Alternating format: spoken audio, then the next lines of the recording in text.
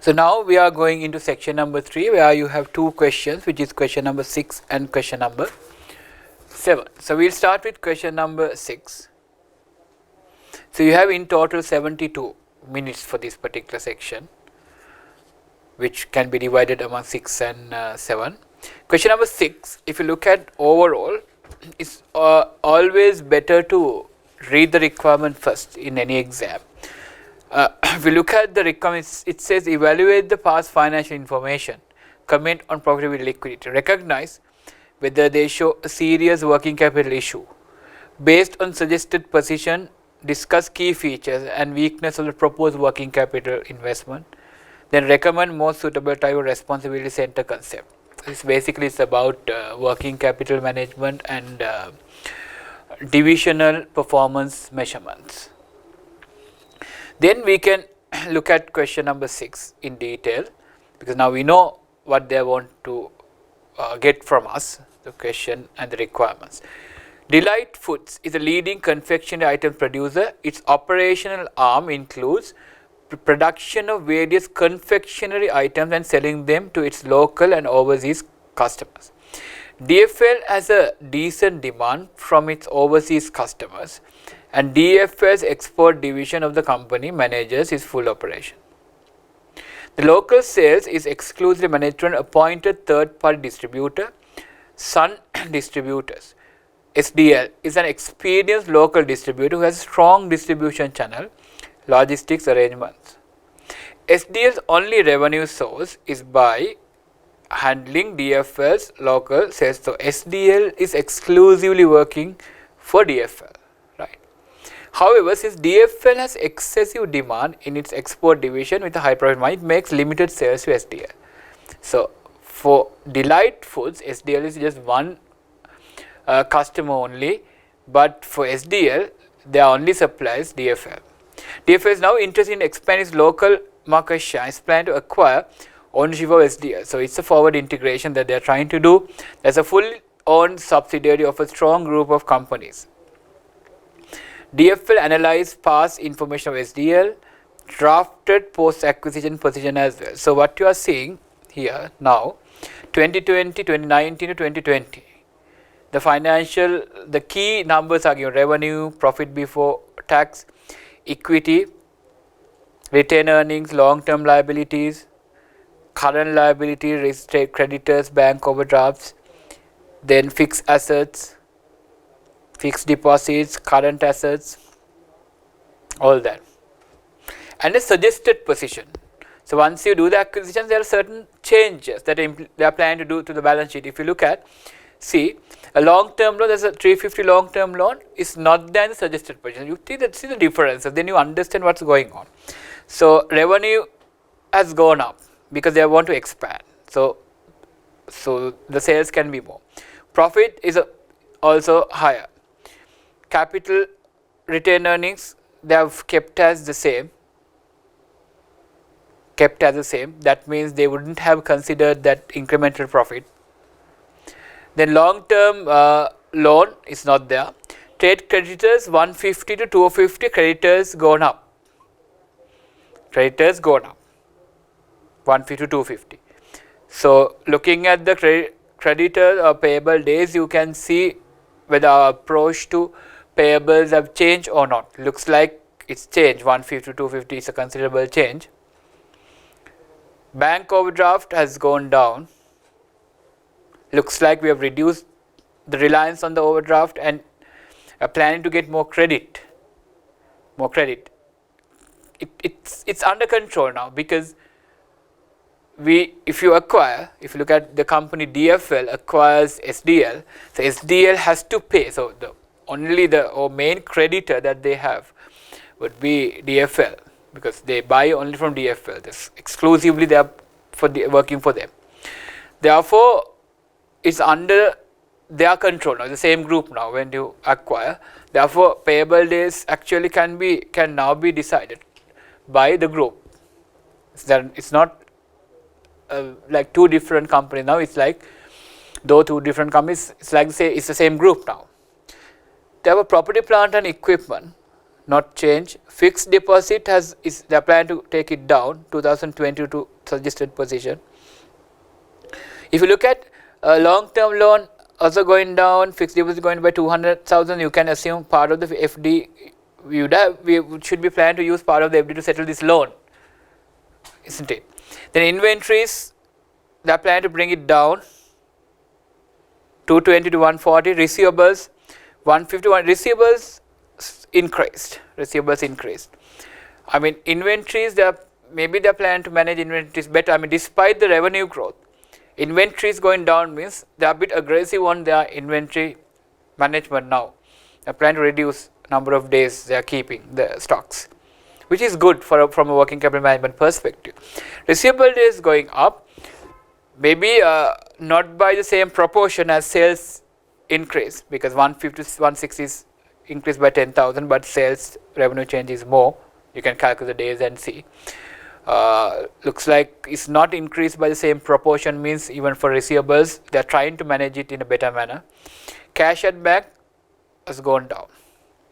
Looks like the suggested position is more towards an aggressive approach, but currently they seem to have a very conservative working capital arrangement. Conservative means like not to look at theoretically how the current assets those are financed, just to get a snap of the policy. What you need to do is you just need to look at the current assets, current liabilities, and see you have current assets, lot of current assets and less current liabilities. Usually you have a lot of inventory, a lot of receivables, and less payables. So that means more into conservative approach, like you give so much of credit to your customers, you have a lot of stocks with you, and you pay your suppliers quickly. So it's more into conservative side. Aggressive means you don't pay your suppliers quickly, you take longer, and you collect the cash from customers quickly, debtors quickly, and inventories you try to minimize. So less inventory, less receivables, and more payables. So that is more into aggressive side. That's how you quickly decide whether it's conservative or aggressive. So now it seems to be more conservative, and you plan to be more aggressive after the acquisition, and you're trying to improve the profits and revenue as well. If you look at the first question, is evaluate the financial information provided for SDL and comment on profitability and liquidity. Evaluate the information. So looking at the information given, evaluate the information provided, comment on profitability and liquidity. So then you need to calculate some ratios in relation to this. Looking at the information given in relation to profitability, you can calculate NP margin, actually profit before tax given. So profit before tax margin, that means that is divided by revenue, can calculate, and comment over these 2 years, 2019 and 2010. They are asking past information, and then the other one that you can calculate with the information given would be return on capital employed. So we have started, the examiner has started ROCE calculation. How do you calculate return on capital employed? You have to take profit before interest and tax, PBIT, divided by total capital employed, that is debt and equity. So in here, the profit before interest and tax, profit before tax given. But how do we get PBIT? So they have given you a set of notes. So we have to look at the notes now.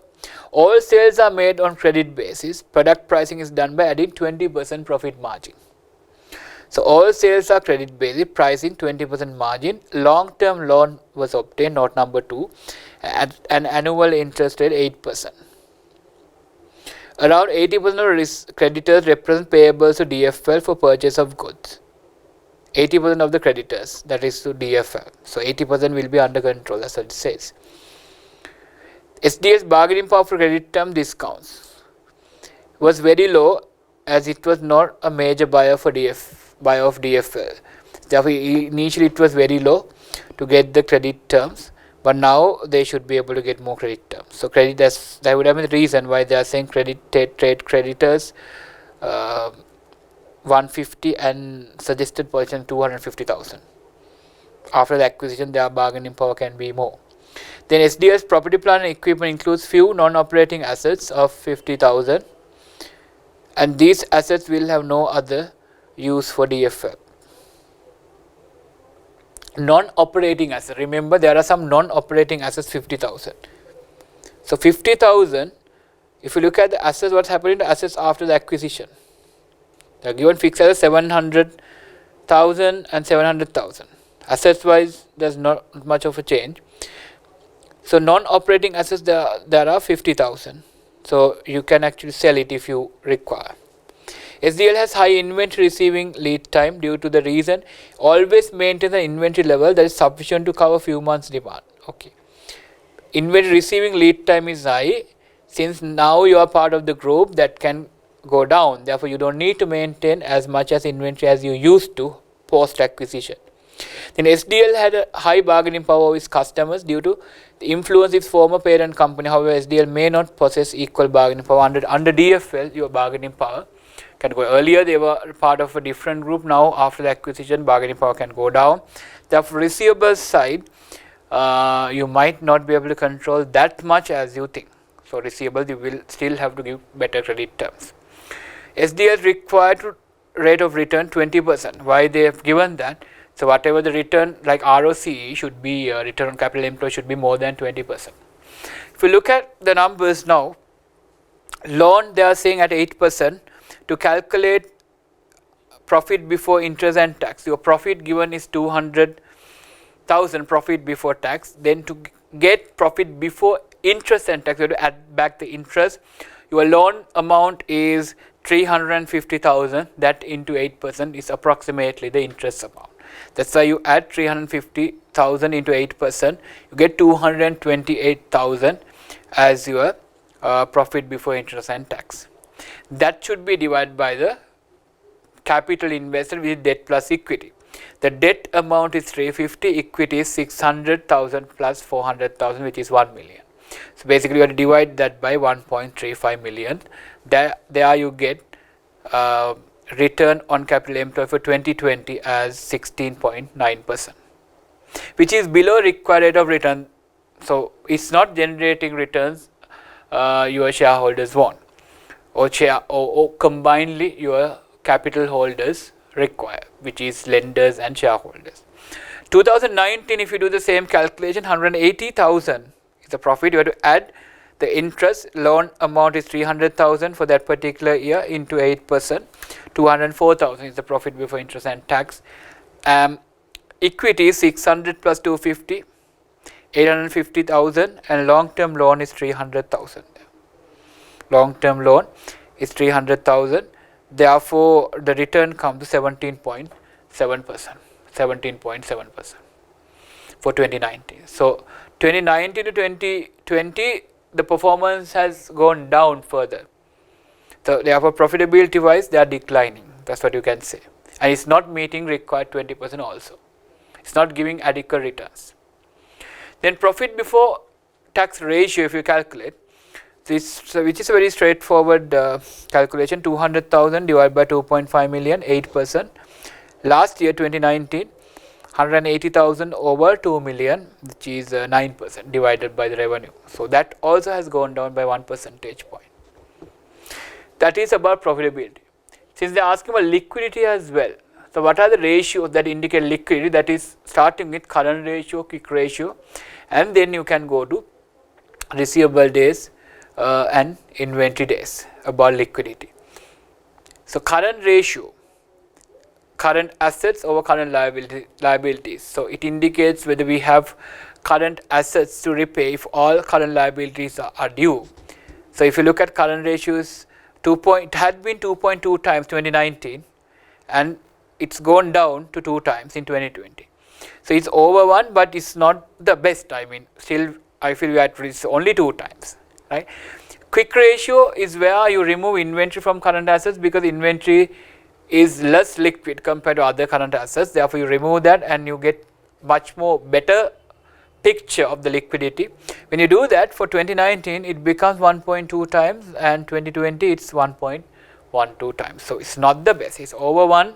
We are barely meeting that. So it's not the best liquidity wise. So not the best liquidity position that a company would like to be in.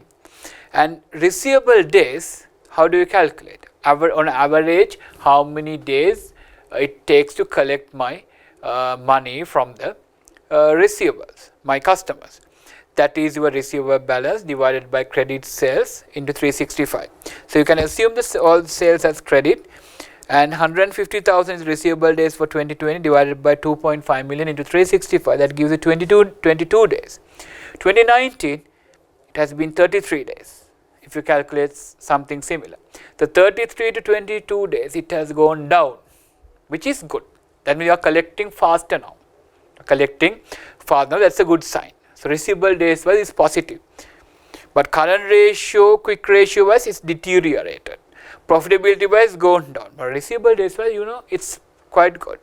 Inventory turnover, if you calculate, that is your inventory balance divided by the cost of sales in relation to inventory. In this case, the inventory is related to inventory from delightful. Therefore, from the cost of sale, you may have to multiply 80% because they are saying 80% only relates to DFL.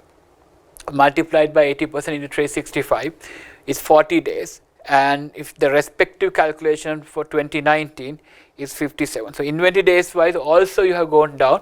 So inventory days wise they have improved. Better management of inventory. So inventory days, receivable days better.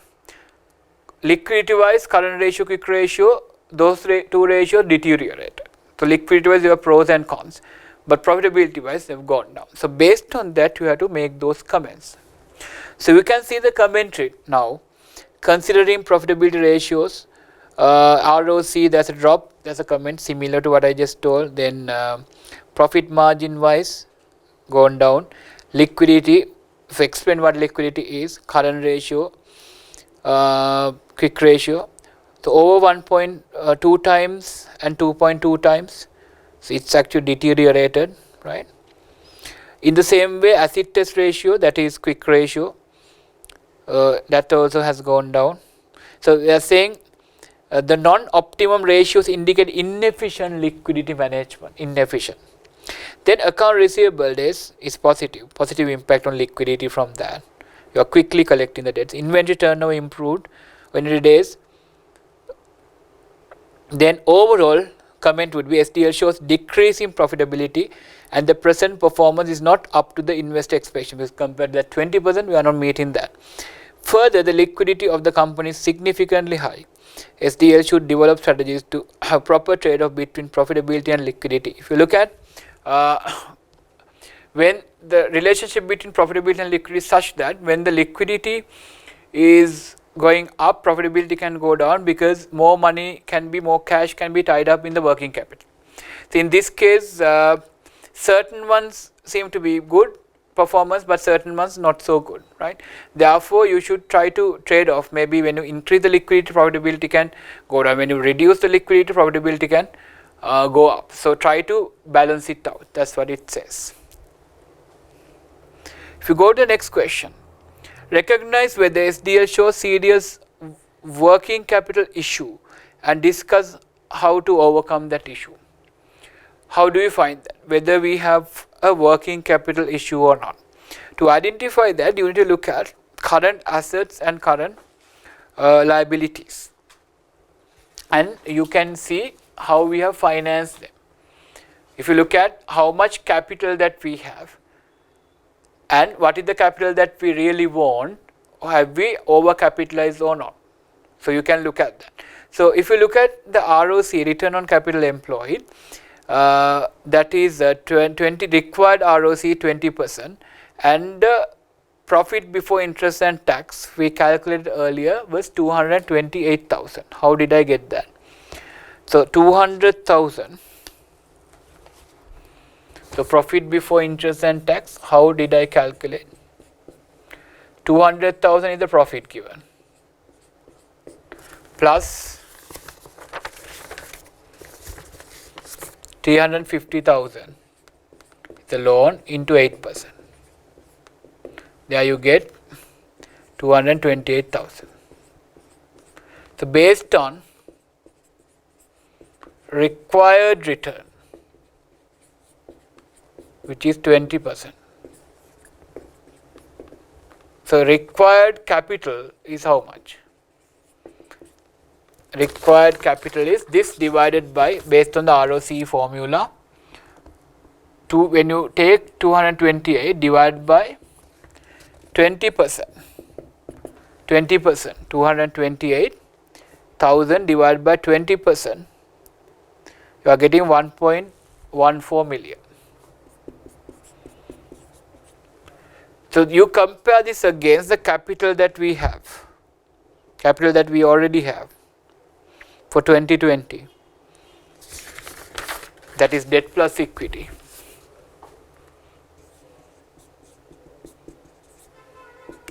The capital infused in 2020, equity is 1 million, debt 0.35 million. So 1.35 million. So it's actually more. It's actually more. Similarly, if you do a similar calculation for 2019, you get a similar analysis. Therefore, they are overcapitalized. Therefore, what you can do is you can reduce this. So one way to reduce that would be, you can think of settling this debt component. It seems that we don't need that much, looking at the numbers. So you can actually bring it down. Bring it down. That's what this answer says. Looking at SDL's ROCE, the company was fairly capitalized. It needs only 1.14 to earn 228,000 profit. Therefore, interest and tax and only 1.02 million capital to earn 204,000 profit. They have done for both years. However, it actually had 1.35 in 2020 and 1.15 in 2019. Further, the liquidity and turnover ratio show the company has excessive inventory, trade receivables, cash, and only very few liabilities, hence overcapitalization problem. Overcapitalization problem in SDL. So how to overcome the situation? So we have an issue now, how to overcome. SDL should consider settling its long-term loan. This could be done using investment. There's a fixed deposit, you can use that, and excess fixed, there's a fixed asset, excess investment, there's one note says around 50,000. So maybe you can sell that asset and take part from the fixed deposit and settle the loan.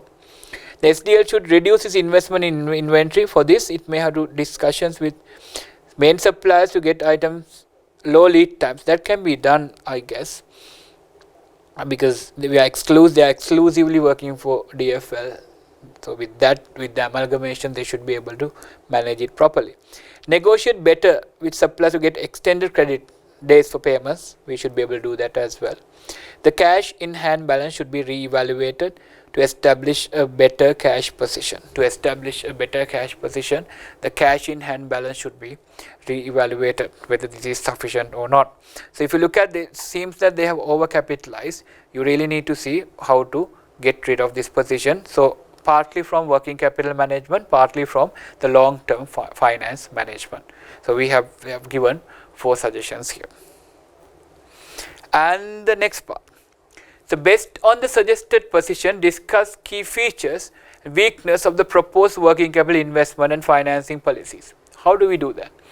So look at the question, proposed working capital and capital investment and financing policies. So when you say working capital, it comprises of receivables, payables and inventory. So you comment on receivables, comment on payables, comment on inventory, one by one. So if you look at, you can introduce what you mean by working capital investment financing policies, and then go into one by one and say trade creditors, what was there earlier, and after the post acquisition what is there, and what is your commentary on that, for which you may have to calculate trade creditors period, and you may have to do a discussion, or you can just look at the numbers and or do a discussion also, but it's better if you can calculate the numbers and see. Because in here we looked at the numbers earlier. Trade receivable days we have calculated, inventory days, but we have not calculated the payable days. So that's something you can calculate. So if you look at the answer starts with an introduction. The working capital required depends on few factors, industry norms. If you look at any inventory day, receivable days to payable day, it depends on the industry as well, right? So you have to go by the norm. But if you are like worse than the norm, you definitely have to improve. Company's business, product risk appetite, length of the operating cycle. The working capital policy refers to firm's basic policies regarding the target levels for each category of current assets and how current assets will be financed. After analyzing the individual elements of the proposed position, the following comments can be made. Okay, starting one by one. Creditors. The projection is, if you look at, compare 2020 versus the projection. Projection is 250,000. Right now, 150,000. Note number 3 explains more on that. So note number 3 says around 80% of the creditors represent payables to DFL for the purchase of goods. SD's bargaining power for credit term discounts was very low. Now, when you look at it, since after the acquisition, they should be in a better position to negotiate. That would have been the reason they have reduced that. Maybe they have increased that. They can take more time to settle. Trade creditors, they can take more time to settle.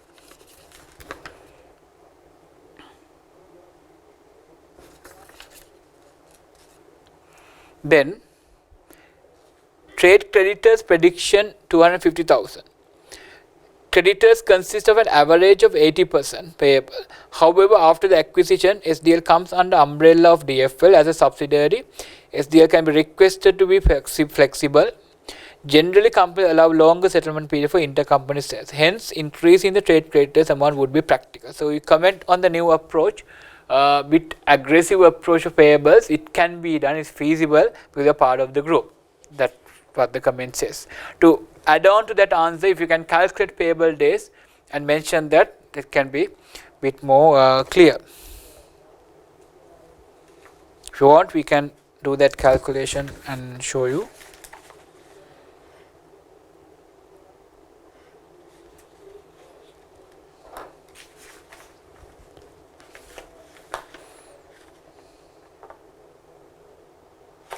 If you take the payable days to facilitate your answer,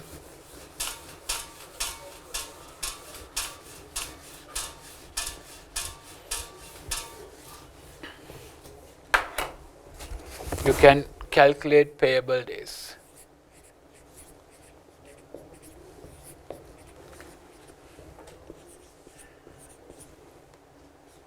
Post acquisition as well.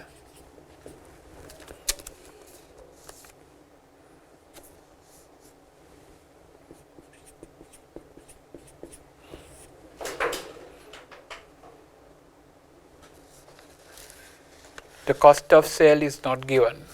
That is the issue that we have. You can assume 20% profit margin. Pricing is done by 20% profit margin.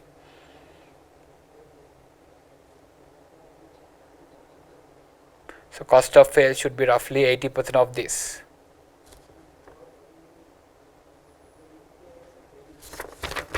That's why you can multiply by 80%.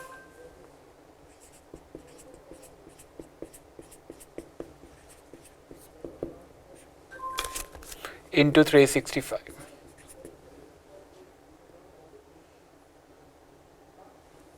This is an approximate calculation only.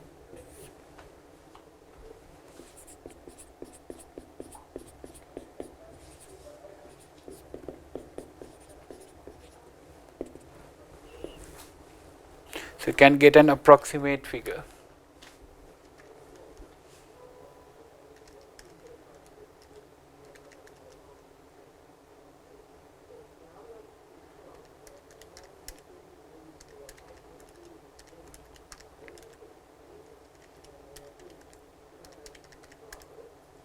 $27.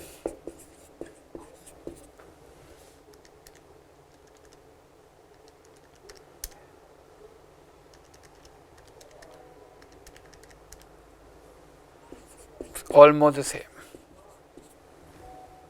Almost the same. Post acquisition.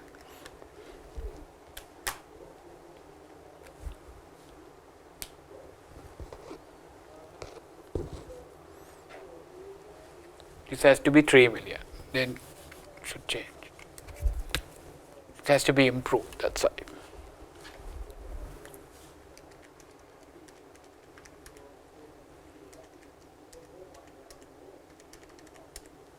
(18 days). You can see the improvement now. This is an approximate calculation because of this 80%.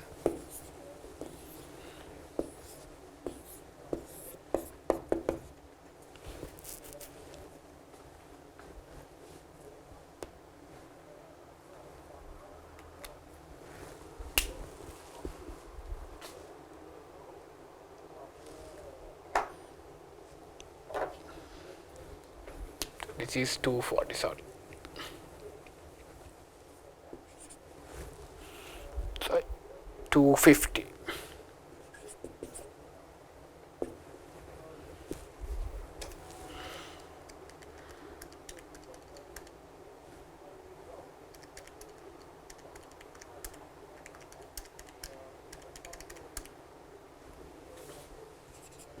Okay, now you can see the improvement. So earlier I took 2019 one, not that we want to calculate. So 2019 to 2020, it has been the same. That's what I earlier calculated, not post acquisition one, where I took 2,120,000. So that it has been consistent between these 2 years. But after the acquisition, it's improved. You can see the improvement. 27 to 38 days improvement. 27 to 20. 38. So you can, if you can quote those numbers also, that would add more strength to the answer. Right. Then looking at the inventory days, so those also can be calculated. So inventory holding amount reduced to 104. That you can see, despite the sales increase, inventory amount going down means your inventory days, if you calculate, it should be much more stronger, much more stronger. So if you look at your inventory days has been, earlier we calculated inventory days as for 2020 40 days. 40 days. If you recalculate inventory days, it goes down to 21 days. The calculation is here, 140,000 over 3 million into 80%, 365. 21 days inventory turnover days. That is 21 days. So earlier it had been more. It had been more. So can we do that? Because of the amalgamation of the acquisition, we should be able to. SDL's pre-acquisition status require level of high inventory and high delivery lead time, low priority from suppliers and sufficient inventory levels to maintain the revenue targets. However, after the acquisition, circumstances have significantly changed. Now, SDL subsidiary of DFL, hence lead times could be very low, negligible. At the same time, DFL may do more business with high priority to SDL as it intends to expand the local operation as well. If you look at, they have not been given much priority earlier than one of the notes says. So they are saying note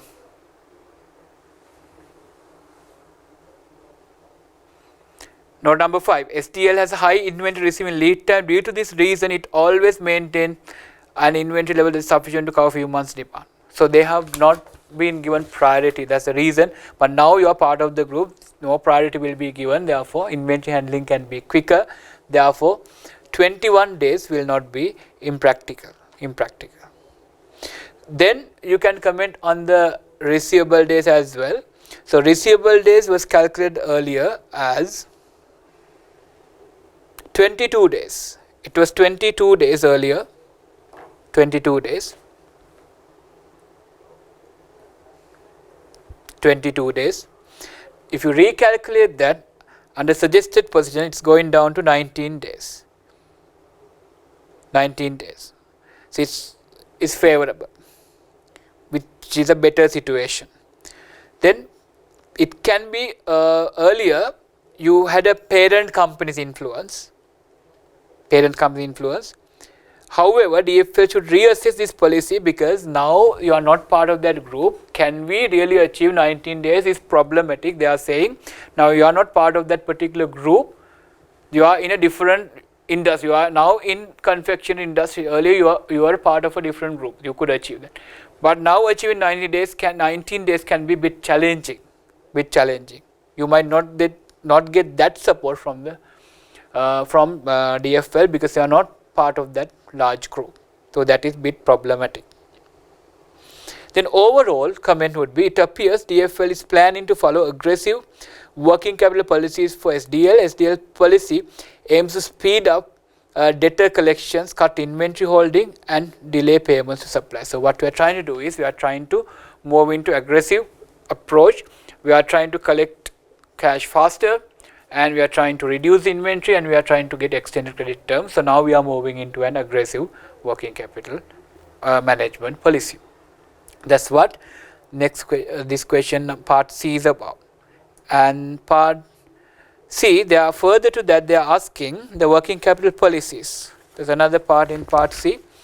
Discuss key features and weakness of the proposed working capital investment financing policies for SDL. So we looked at the proposed one, and if you look at the policy wise, you need to talk a little bit about aggressive policy. Earlier we had moderate or conservative policy. Not moderate, we were more into conservative side, now we are moving into aggressive, right? Aggressive. So you can describe what is conservative, aggressive in official terms. Now conservative means you use most of the long-term funding to finance even short-term the current assets. But aggressive means you use short-term funding to finance even non-current assets. That's the main difference. See, the three policies explain: conservative, all non-current assets and permanent current assets as part of fluctuating assets financed by long-term. So you use mostly long-term funding, so risk is very less because you are not required to repay long-term funding quickly. But aggressive is riskier because you use short-term funds like bank overdrafts and to finance even long-term assets. So in case you have to settle the short-term funding, you have to sell off even current assets, non-current assets to finance that. So that's the riskiness in aggressive policy. Moderate means you strike a balance between both, a policy of maturity matching, in which long-term funds finance permanent assets while short-term funds finance non-permanent assets. That is moderate. It appears that DFL has suggested aggressive financing policy for SDL. Its current assets are financed using short-term debts. If you look at current assets, what are the current assets post-acquisition? If you look at the current assets that they have post-acquisition, inventory, receivables, cash. So inventory, receivables 300,000, 140 and 160, and your current liabilities would be 250 plus 50 bank overdraft. So basically it's look like short-term debts 300,000 and current assets, inventory, trade receivables also amount to 300,000, cash at bank for 100,000, which is current assets become 400,000 in the proposed balance sheet, and current liabilities only 300 out of current assets. So if you look at the financing structure, let me write it and show you. Post acquisition, the financing structure. So current assets are 400,000.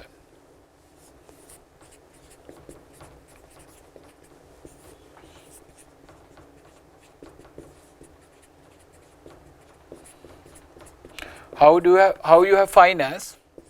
Current liabilities 250 plus 50, 300,000 here. So this 100,000 you can assume finance using long-term funds post acquisition. So basically it's only equity, you don't have debt here, the loan is settled. So current assets, current liabilities, current assets are financed by current liabilities mostly. So we are more towards the aggressive approach here. Then pre-acquisition working capital policy towards conservative, where proportion of long-term and short-term funding was 50%. So pre-acquisition, that was, if you try to do a calculation, pre-acquisition.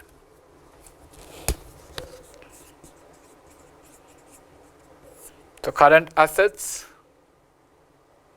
inventory, receivables, cash at bank,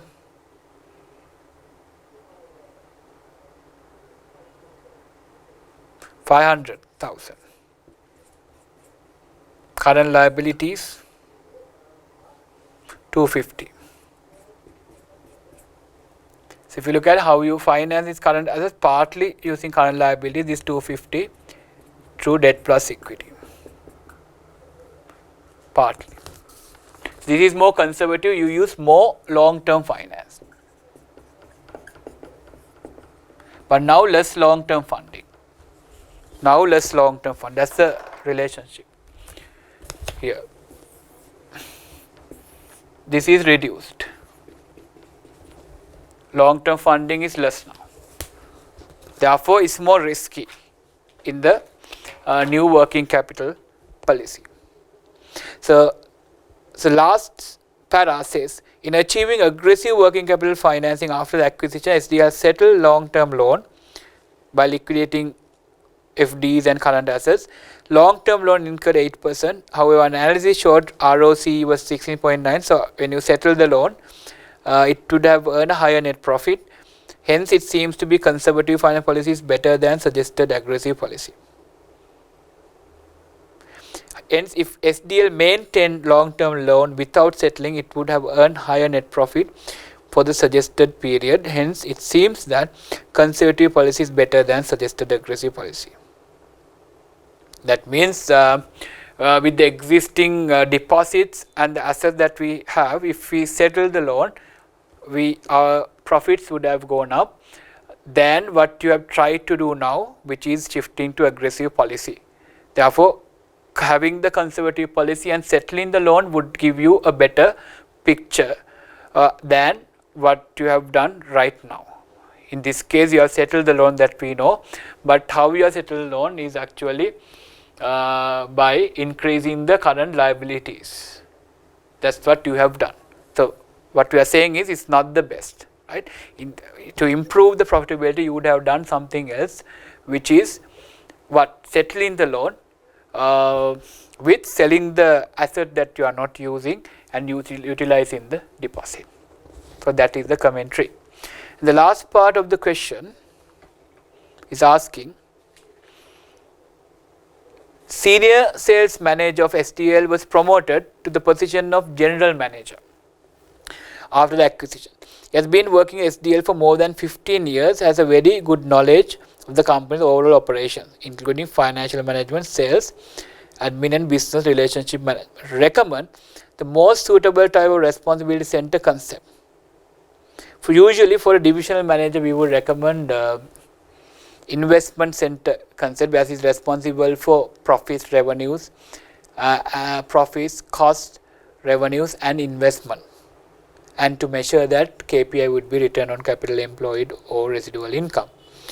So that's the suggested method as well, or you can propose to even profit center, that is also, but investment center concept would be better. Considering its work scope and the fact that it is very good exposure, investment concept is more appropriate. Length of responsibility should accept the responsibility for all operational and investment activities of the company. Overall is responsible for achieving sufficient profits and meeting the required rate of return for capital employed, and KPI would be return on capital employed. So if you want, you can suggest profit center as well, but an investment center would be better. As long as you justify the profit center concept, you will earn your 3 marks here. So that finishes our discussion on question number 6 in your section number 3. So let's start our discussion on question number 7.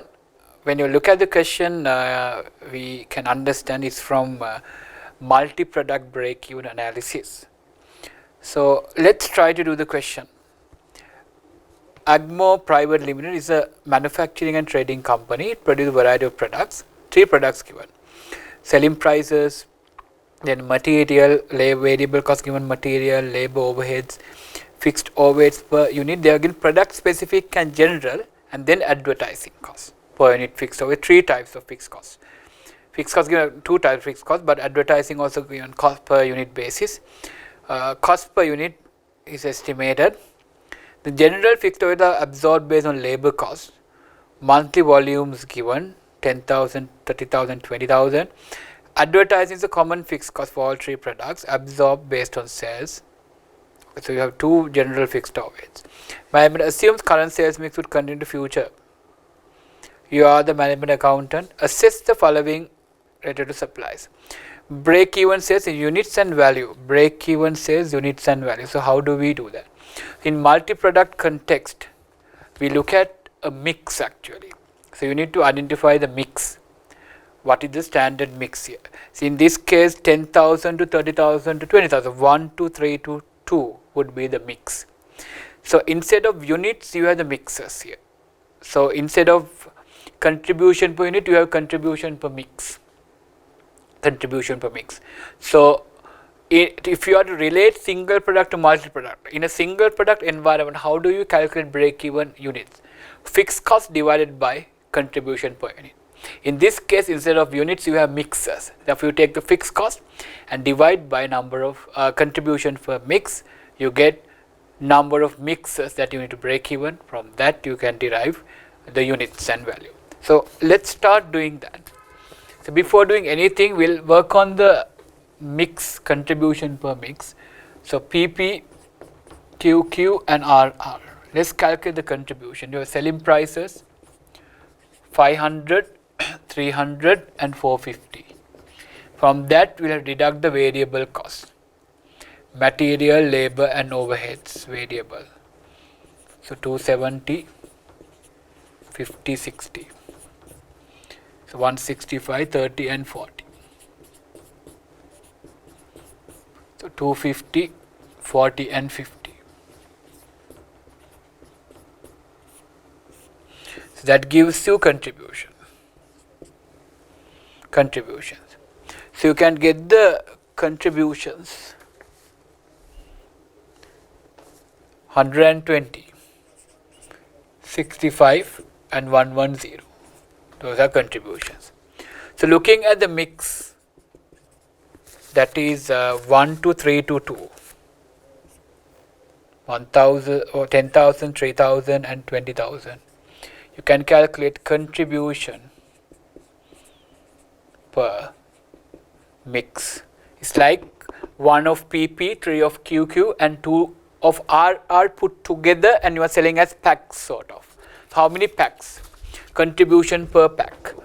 120 into 1, 65 into 3, 110 into 2. So that gives you contribution per mix 535. So without knowing the fixed cost, we are unable to calculate the break-even. Therefore, in the same format, we will have to calculate fixed cost. They have given fixed cost per units 12, 10 and 50 likewise. So we will have to calculate for 3 products.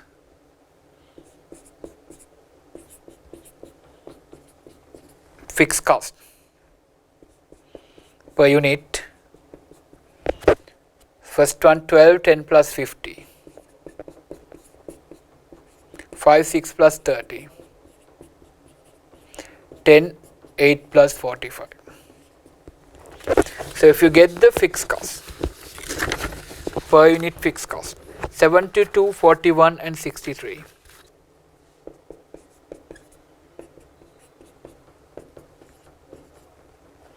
And then you multiply by units to get the total fixed cost. That is 10,000, 30,000, 20,000. So get the fixed cost.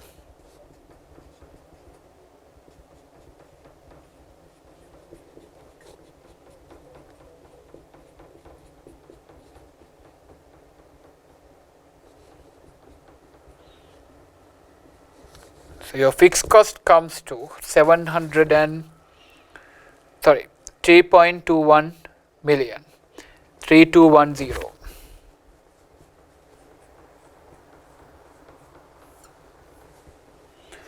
With this, you can calculate the break-even mixers.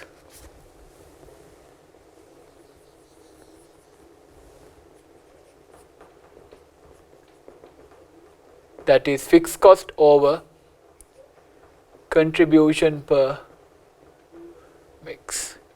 3210 over 535. So contribution per mix 535, that comes to 6000 mixers.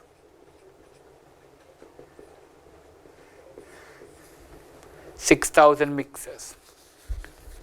Comes to 6,000 mixers. So that's not what they're asking. They want in unit and value terms. So your answer, break even, units and value for 3 products, PP, QQ, RR. Look at the mix. Units, 6,000 mixes, each mix 1 to 3 to 2. So this is 6,000 into 1. Here 6,000 into 3. 6,000 into 2. That is 6,000, 18,000, 12,000. And if you want to convert to value terms, sales, you multiply by the selling prices. 500, 300 and 450. You get 3 million, 5.4 million. And the total, if you want, you can show the total as well, 13.8 million. 13.8 million. That's how you get the break-even units and value. 13.8 million is the value in terms of rupees. So that's the first question they have asked. Then the second part, so this is part number 1, expected profit of this cluster for a month. So now they have given you the production and sales. Production and sales, a number of units given. So the break even is 6,000, 18,000, 12,000. Looks like we are actually doing more. Our budget is more. Monthly budget is more. Therefore, we should be making profit. How to calculate profit? This budgetary info you multiply by the contribution and deduct the fixed cost. How do you calculate the profit? The profit calculation would be, you take contribution per unit to number of units. You do this for all the products minus the total fixed cost. So we know the fixed cost. It's already here. So let's do product by product. First product being PP. Contribution per unit for PP is 120. Number of units 10,000. So you get some value here. Then QQ. Contribution per unit is 65. 30,000 is number. RR. Contribution per unit is 110 into 20,000. So that gives you the total contribution minus the fixed cost. That's a small calculation. 5.35 million. When you add these three, it comes to 5.35.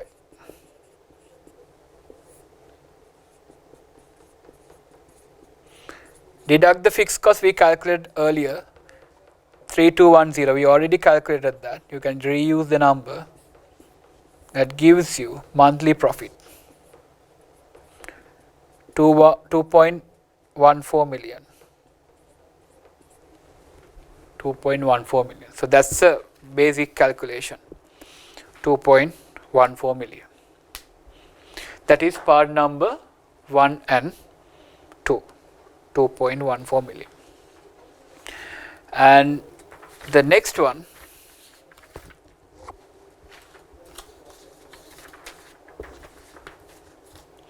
a proposal is under evaluation to increase the advertising cost by 12%. Okay, now we need to make a small judgment here, which would vary with the product number of units. Advertising cost, they have told it's a common cost, not varying based on number of units. You have a portion based on revenue. You're saying advertising cost goes up, therefore product mix is now changed, which will change the monthly mix in the following manner: PP 30,000, QQ 10,000, RR 25,000. Now the whole scenario is different now.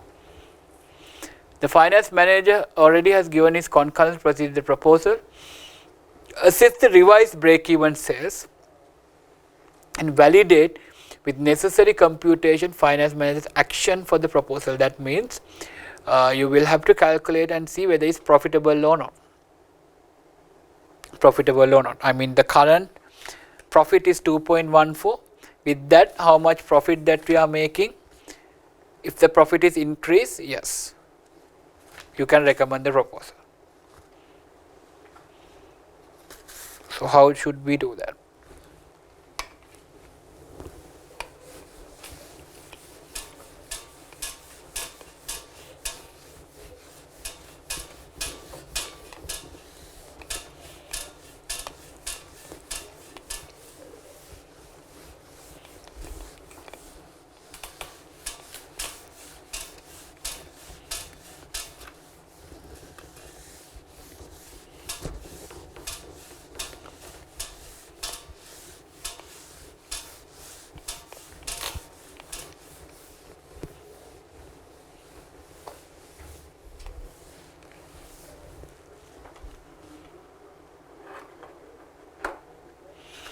So first we'll have to see how much the advertising cost is.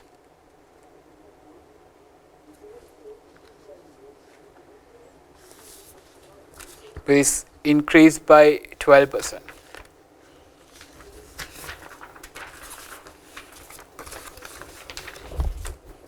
So we will say part B, revised advertising cost. So earlier cost also we didn't calculate because we calculate fixed on a total basis. Let's calculate 50 multiplied by 10,000, 30 multiplied by 30,000, and for R 45 into 20. This is inflated by 12%. That gives you the revised advertising cost, 2.576 million.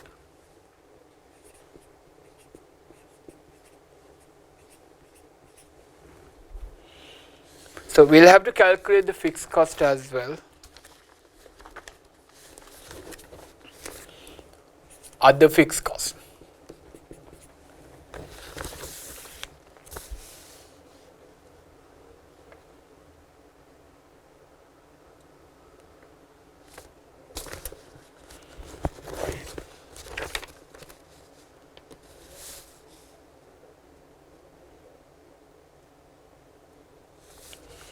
So other fixed cost, we have product specific and general. We can total them together. So for PP is a summation of 12 plus 10. Number of units 10,000. And for the other one 5 plus 6 QQ, units 30,000. And for next one 10 plus 8 into the number of units 20,000. That gives you products specific and general. Fixed cost 910,000. So when you add these two, you get the total fixed cost. This one and this one.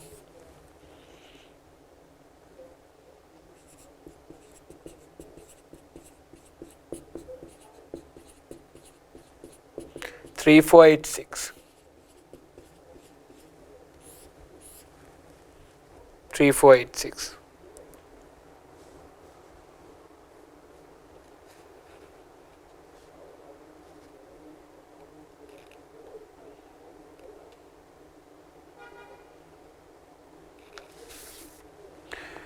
The thing is, now you can't divide this by earlier contribution per mix, we got 535. Because the mix is changed, we will have to recalculate new contribution per mix. The new mix 30,000, 10,000, 25,000. If you look at the new mix would be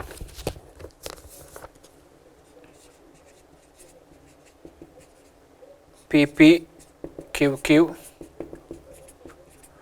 30,000 to 10,000 to 25.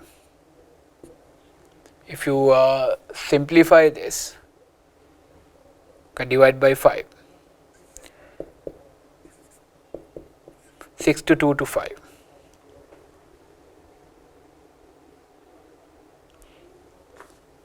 So, if you assume this as the mix,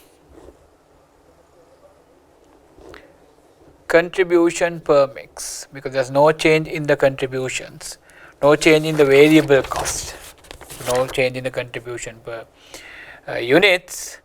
So, earlier we got contribution per units, we calculated them as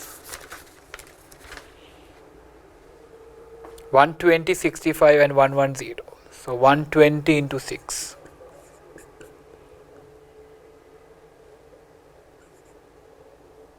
Then 65 into 2. Then 110 into 5. We see how much that comes to.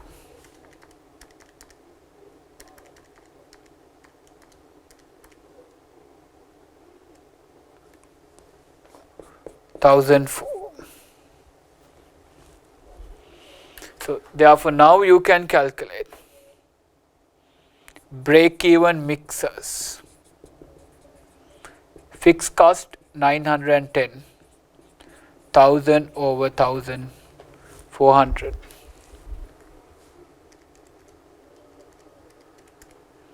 $650.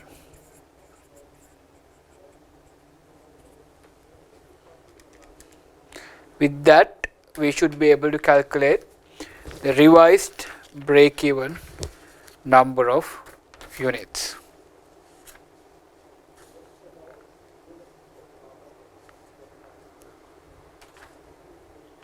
So, here this is actually not 910, we have to get 3.486 total one over 1004. You will get the break-even mixes 2490. With that, we can come up with the number of units.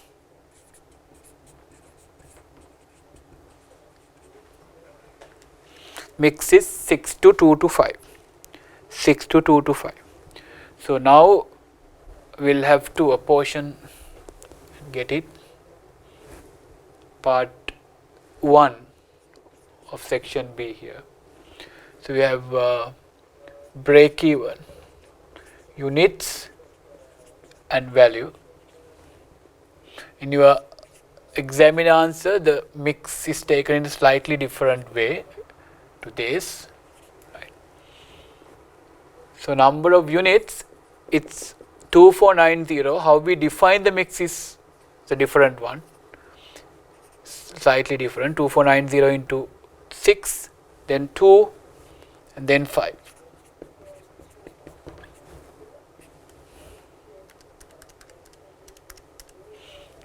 $14,940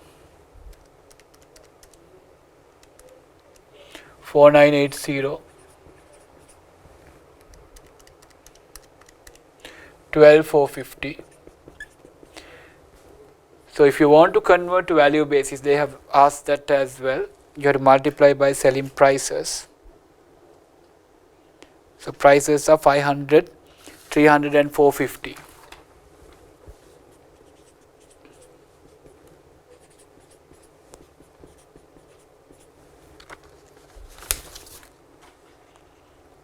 So, the sales values would be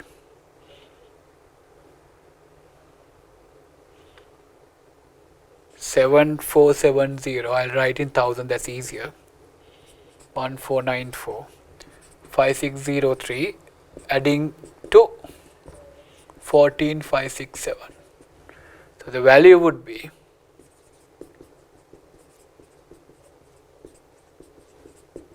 14567,000. That is the value. So if you compare against the previous one, previously our break-even value was 13.8 million, which is increased to 14.6 because of the additional fixed cost. Break-even point has gone up. And the second part, they are asking evaluate or validate this suggestion. So we'll have to calculate the revised profits. Revised profit under these numbers. So the contributions wise there's no change, but fixed cost is different here. So the same formula, contribution per unit to number of units should give you the total contribution minus the fixed cost. So if you look at, we'll do for 3 PP, the revised units 30,000 into contribution, what we calculated earlier is correct. QQ 10,000 into 65, RR 25,000 into 110. That gives you a total contribution of 7 million. From this we will have to deduct the total fixed cost we got earlier, 3486. So the profit would be 7 million minus the revised fixed cost 3486. That is the revised profit of 3514000. So to validate this argument, you will have to see incremental profit because of this suggestion, incremental profit. You can see as quite similar in this analysis as well. The difference earlier compared to now 3.514, earlier they had a profit of 2.14 million. So the incremental profit 1374. So profit has gone up by 1.374 million. Therefore, this proposal can be recommended. Because it results in an incremental profitability. So we did like two main calculation areas in this question. And part C, they are asking, since the quantity of product QQ has been reduced in the revised sales mix. If you look at revised sales mix, see, so initially you had 20,000 and now, sorry, there is RR, QQ 30,000 which is reduced to 10,000. QQ has gone down. The management is considering discontinuing production of the product. Advise the management on financial and other aspects. Discontinuing. So whether to discontinue a product or not, how should we take the decision? Discontinue the product or not? The shutdown or discontinuation decision, you need to see if the product is making a positive contribution towards your fixed overhead, you should not discontinue the product. From a financial aspect, if the product is generating a contribution, so when you calculate that, or positive cash flow, if I am to word it better, because for contribution you take only the variable cost. However, if you have any other relevant fixed cost like specific fixed cost, you may have to deduct and see. So shutdown or discontinuation decision, how do we make it? Discontinue or not if a product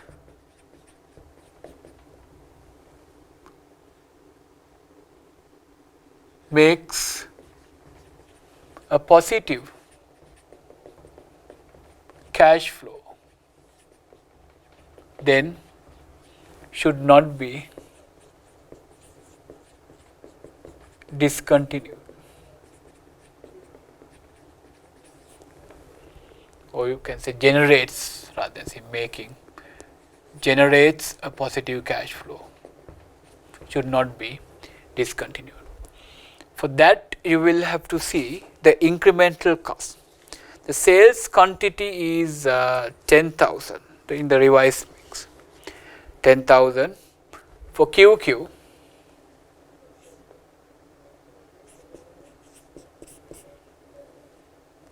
So you have a contribution of 65 per unit. Total contribution multiplied by number of units, 65 into 10,000, 650,000. Do you have any product specific cost? In the initial scenario, advertising is common, so you can't take that. Scenario, we had specific fixed cost. Product specific 5 per unit. 5 per unit. We had 5 per unit. So product specific, you can say specific fixed cost. That is 5 per unit into number of units in the earlier one, because 5 was estimated based on the earlier calculation. So that is 150,000. Therefore, net or net cash flow from the product would be 650 minus 150, which is 500,000. So you need to say, since it generates a positive cash flow, therefore the product should not be discontinued. Since it generates a positive cash flow, the product should not be discontinued. And then that is based on the financial aspect. What are the non-financial aspects? If you discontinue the product, the other aspects would be it can create a negative perception about the company, and sales of other products also can get affected if there's an interlink between products likewise. So what they have given there, the sale of other two related products should not be reduced. Impact of excess labor as a result of discontinuation also should be taken into consideration. I mean, are we to dismiss employees? And it creates extra capacity. What are we going to do with that? Reduction of product portfolio may impact the goodwill of the company. The capacity wise, what are we going to do with that excess capacity? Likewise, you need to look at the non-financial aspects also before making a discontinuing decision. Then I will give you a summary of, we are done with the question, but still to recap you, the break-even analysis, because it involves a lot of calculations. I'll give you a summary, so it's easy for you to remember. If you relate single product to multi-product break-even analysis, let's say break-even analysis, what you have to remember, single product versus multi-product. It's always easy to remember like this. So instead of units, you have mixers here. That's the difference. So break-even, you have break-even units here. Fixed cost over contribution per unit. And there you have break-even, not units but mixers. Fixed cost over contribution per mix. And then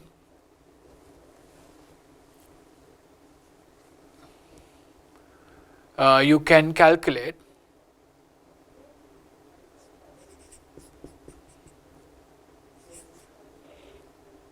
break-even value, fixed cost over CS ratio. Here, fixed cost over something called weighted average CS ratio. How you calculate weighted average CS ratio? Contribution per mix over sales value or revenue per mix. That's the simplest calculation. Or if you know individual CS ratios,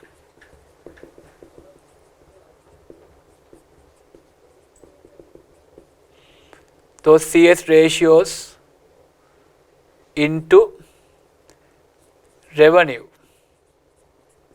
mix, use as weights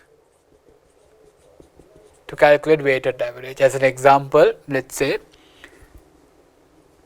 CS ratio 1 into revenue mix 1, 2 into revenue of product 2 divided by the summation, a calculation like that.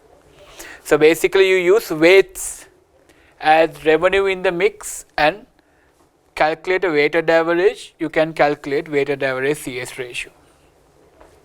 There are two ways of calculating that. Then units required to achieve a profit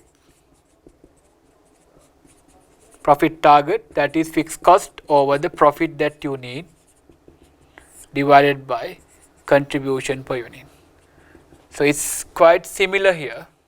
It's mixers required.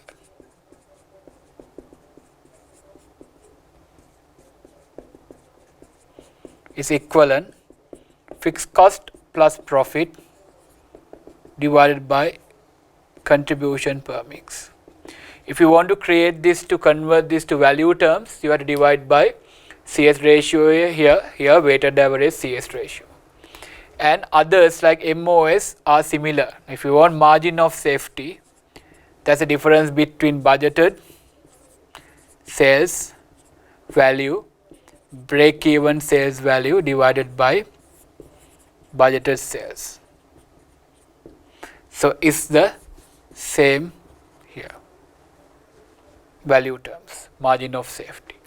So this is a summary of main formulas that we are using for multi-product break-even calculation.